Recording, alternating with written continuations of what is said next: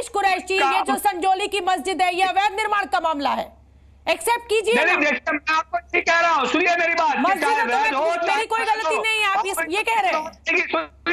नहीं, बाबरी मस्जिद की बात आएगी तो भी आप ये कहेंगे कि हमारी आस्था है, और अगर संजौली का मामला आएगा तब भी आप यही बात करेंगे। संजौली में कोई आस्था का मामला नहीं है, गलत रंग मत दीजिए, कोई आस्था का मामला नहीं है, ये अवैध निर्माण का मामला है, गलत गतिविधियों का मामला है।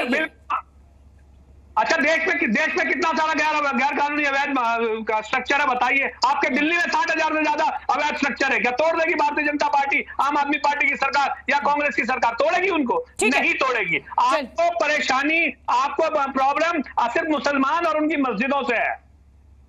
ठीक है, श्रीराज नायर, प्रवक्ता विश्व हिंदू परिषद, नायर साहब, आपको परेशानी मुसलमानों की मस्जिद से है, उनकी दरगाहों से है, उनके मदरसों से है।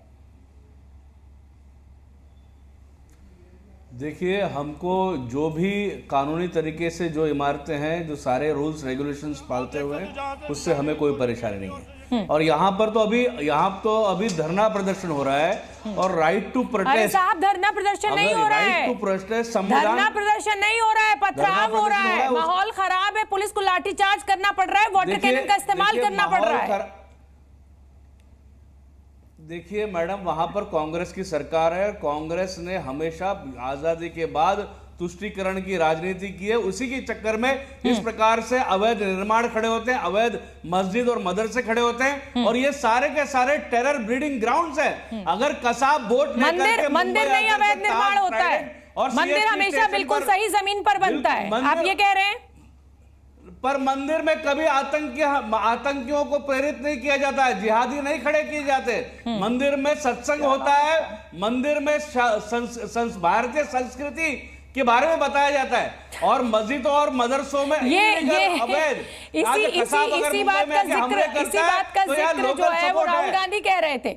राहुल गांधी ने यही आरोप लगाया था कि ये जो सुपीरियरिटी का जो कॉन्सेप्ट है वो दिया जाता है, उसी को लेकर कल हमने डिबेट की थी। मैं राशिद शरीफ साहब का रुख कर लेती हूँ। राशिद शरीफ साहब, अगर अवैध निर्माण है तो फिर इसको क्यों नहीं गिराया जाना चाहिए? बदनाम कर रहे हैं आप, ऐसा आरोप क्यों लगा रहे हैं कि साहब मुसलमानों को टारगेट किया जा रहा है, उनकी मस्जिदों को टारगेट किया जा रहा है? बिल्कुल, आज तक वही करते आए ना मैडम, आज तक वही चलते रहे। हमारे साथ परेशान है लोग, मस्जिद से परेशान है लोग, मदरसों से। अभी जो हमारे साहब जो बोल रहे हैं कि मदरसों में और मस्जिदों में बच्चे जो जिस तरीके की तरबियत पा रहे हैं वो देश के खिलाफ। अरे मौलाना जी, कसाब भारत में कैसे आता है? भारत में कैसे आके अगर ट्राइडेंट और ताज में हमला करता है?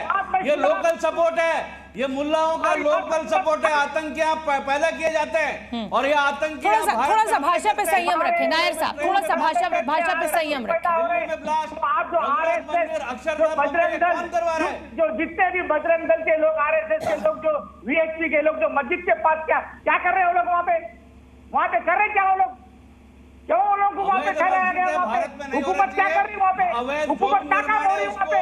अरे हम नाबूद करना चाहिए। पहले सुनो मेरी बात, सुनो। भारत में नहीं हो रहा चाहिए। तुम लोग टीवी पे बैठ के भारत में नहीं होना चाहिए। ये हिंदू भूमि है, ये भारत भूमि है। तुम लोग हिंदू मुसलमान का फसाद कराना चाह रहे हैं। अरे आप लोग आतंकी पैदा कर रहे हैं, आप लोग जिहादी खड़े कर रहे हैं, इसलिए कसाब आता है यहाँ पे, इसीलिए अफजल गुरु आता है। ये पूरा मसला जो है, डिबेट को डिरेल मत कीजिए। ये जो पूरा मसला है ये अवैध निर्माण का है। हाजिर खान साहब, अगर मस्जिद में एक मंजिल की इमारत है, आप जमीन घेरते जाएंगे, इमारत पर इमारत बनाते जाएंगे, तो जो लोग आसपास के हैं उनको तो एतराज होगा ही ना। अगर कहीं भी ये लोग कौन है? लोग क्या प्रशासन नहीं है? हाजिर खान साहब, राशिद साहब रुक जाइए, राशिद साहब रुक जाइए, हाजिर खान को बोलने दीजिए। सब यही कहते रहेंगे तो हम क्या बोलेंगे? इन्हीं से बुलवा लीजिए। नहीं, राशिद साहब रुक जाइए, राशिद साहब रुक जाइए, अब हाजिर खान साहब को बोलने दीजिए। राशिद साहब रुक जाइए, राशिद साहब, मुझे आपका माइक ऑफ करना पड़ेगा, आप नहीं मानेंगे मेरी बात। हाजिर खान साहब से मैंने सवाल पूछा है। हाजिर खान साहब, अगर एक मंजिल के बाद आप 4 मंजिल बना लेंगे तो आसपास के लोगों को दिक्कतें तो होंगी ना सर? मैडम, आसपास जो हमारा देश है ये संविधान से चलने वाला मुल्क है। यहाँ कोई भी हो, हिंदू हो, मुसलमान हो, कोई भी हो, संवैधानिक एतबार से उसको इस देश में रहना होगा, और संवैधानिक एतबार से मस्जिद, मंदिर, चर्च बनाने होंगे। मैं ये कह रहा हूँ कि अगर अनऑथराइज्ड कंस्ट्रक्शन तो उसको सरकार की जिम्मेदारी बनती है, ये लोगों की जिम्मेदारी बनती है उसको तोड़ना या गिराना। ये लोग नफरतों के बीच बोल रहे हैं कि अभी नायर साहब और जो प्रोफेसर साहब बोल रहे थे कि बाबरी मस्जिद शहीद कर दी, भारतीय संविधान की धज्जियां उड़ाई। सुप्रीम कोर्ट ने अपने फैसले में कहा है कि यहाँ ना तो मंदिर तोड़ के मस्जिद बनाई गई, 1949 में जो मूर्ति रखी गई वो गलत था। अरे बाबरी मस्जिद अब पुरानी कहानी हो गई, वहाँ राम मंदिर बन चुका है, अब उसको छोड़ दीजिए, उस गम को भुला दीजिए, उस गम को भुला दीजिए। अब बात कीजिए इस समय जो संजौली की मस्जिद है। अरे हाजिर खान साहब मुद्दे पे आइए ना, मुद्दे पर आइए ना। आप इलीगल कंस्ट्रक्शन करेंगे तो प्रशासन क्यों नहीं गिराएगा, क्यों उसकी आप लोग वकालत कर रहे हैं? अरे कहिए ना कि गलत बनाई गई है, तोड़ के खत्म कीजिए इसको। सुप्रीम कोर्ट ने नहीं कहा, आप गलत कह रही हो मैडम। सुप्रीम कोर्ट ने तो नहीं कहा गलत, सुप्रीम कोर्ट ने कहा है। सुप्रीम कोर्ट में तो अभी मसला पहुंचा ही नहीं है संजौली की मस्जिद का। सुप्रीम कोर्ट ने कहा 1949 में वो मूर्ति रखी। अब हमें सुना, अब आइए इस मस्जिद पे, हिमाचल में जो मस्जिद है ना, इस मस्जिद में अनऑथराइज्ड है, तो ये सरकार की जिम्मेदारी बनती है कि उसको तोड़े या रखे, लेकिन आवाम की, हिंदू समाज की क्या जिम्मेदारी है? ठीक है प्रोफेसर रागी, प्रोफेसर रागी, जब पूरा मामला न्यायालय में है तो फिर इस तरीके के उग्र प्रदर्शन का क्या मतलब है? इसको क्यों ना माना जाए कि ये इस पूरे मुद्दे का राजनीतिकरण किया जा रहा है और इसको जिसे कहा जाए कि हिंदू संगठनों को उकसाकर इस तरीके का प्रदर्शन खड़ा किया जा रहा है? जब पूरा मामला न्यायालय में तो इस तरीके के प्रदर्शन को कैसे सही माना जा सकता है?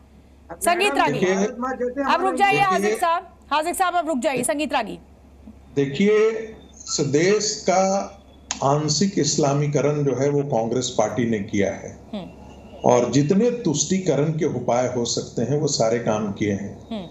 मुसलमान जैसे लगता हो कांग्रेस पार्टी का दामाद हो और उसको छू नहीं सकती है कांग्रेस पार्टी, उनके खिलाफ नहीं जा सकती है। जब सिमी के खिलाफ कांग्रेस के ही मंत्री ने कहा कि ये मस्जिद अवैध है, अनिरुद्ध सिंह ने, मैं आपको याद दिला रही हूँ प्रोफेसर रागी, बिल्कुल सबूत के साथ कांग्रेस के ही मंत्री ने कहा कि इसको गिराया जाना चाहिए। अरे हाजिर साहब शांत हो जाइए, आप मतलब कभी भी आपका रेडियो जो है वो ऑन हो जाता है। शांत हो जाइए, शांत हो जाइए हाजिर साहब। प्रोफेसर साहब बोल रहे हैं, सुन लीजिए, फिर आपके पास मैं आपकी चर्चा सुन लूंगी। हाँ मैं आपने सही कहा शोभना जी, ये मंत्री अपवाद हैं और हरियाणा में कुछ अपवाद दिखते हैं, जैसे अनिरुद्ध सिंह के अलावा और भी लोग हैं जो इन सब का विरोध कर रहे हैं और सरकार के मुख्यमंत्री के ये लोग करीबी भी हैं। ये भी और मैं बात कर रहा हूं क्योंकि कई बार आपके सेंटिमेंट्स जब वहां हिंदू समाज को ध्यान में रखते उनको लगता है कि ये हिंदुओं के सेंटिमेंट्स के खिलाफ है, इसलिए मंत्री आकर के वहां पर उन्होंने बात किया। रही बात कांग्रेस पार्टी की हिम्मत नहीं हो रही है और मैं तो कहूंगा इसमें कोई भारतीय संगीत रागी ये बिल्कुल दूसरा मसला है। ये वैसा ही मसला है कि आपके घर के बराबर में कोई 10 मंजिला इमारत बना ले और आपके घर पे सूरज की रोशनी आना बंद हो जाए तो आप विरोध करेंगे, चाहे वो हिंदू का घर हो और चाहे वो मुसलमान का घर हो। यहाँ पर रहने वाले जो लोकल लोग हैं उनको दिक्कतें हो रही है इस मस्जिद के ऊंचे बनने से। सवाल सिर्फ इतना नहीं है शोभना जी, सवाल सिर्फ इतना नहीं है, सवाल इतना है कि वो वहां पर कई मंजिलें बनी जिसकी इजाजत नहीं है। ठीक है, कोर्ट में इसका जो कमिश्नर का कोर्ट है उसमें ये मामला चल रहा है, 44 बार हियरिंग हो चुकी है और मजेदार बात है कि भारतीय जनता पार्टी की भी सरकार थी उस समय भी, कम से कम इनको करना चाहिए तो भारतीय जनता पार्टी की सरकार भी कटघरे में है। उस समय उन्होंने क्यों नहीं निर्णय लिया, क्यों ऐसा होने दिया? आज की स्थिति में यदि हिंदू समाज सड़कों पर आकर के कह रहा है कि इसको तोड़ो, इसको हटाओ, तो मैंने पहले भी कहा था वो वही है कि एक हिंदू समाज का नहीं, इस तरह से इजाजत नहीं दी जा सकती संगीत रागी, ये अराजकता है। ऐसे तो आज हिंदू समाज उतरा, कल सिख समाज उतरेगा, परसों मुसलमान समाज उतरेगा, ये अराजकता है। आपको प्रशासन पर, न्यायालय पर, पुलिस पर विश्वास रखना होगा। मैं वजाहत कासमी साहब का रुख करूंगी, मैं इस्लामिक स्कॉलर वजाहत कासमी जी। संगीत रागी आप कुछ कह रहे हैं? चूंकि कोर्ट से निर्णय नहीं हो रहा है और 12 साल से निर्णय नहीं हो रहा है, ये गलत बात है। हम नेशनल टेलीविजन पे बैठकर इन चीजों को जस्टिफाई नहीं कर सकते। आप प्रोफेसर हैं, आप बड़े पद पर बैठे हुए व्यक्ति हैं, ये नहीं हो सकता। न्यायालय में देर हो सकती है, अंधेर नहीं हो सकता, ये तो हम कहते आए हैं।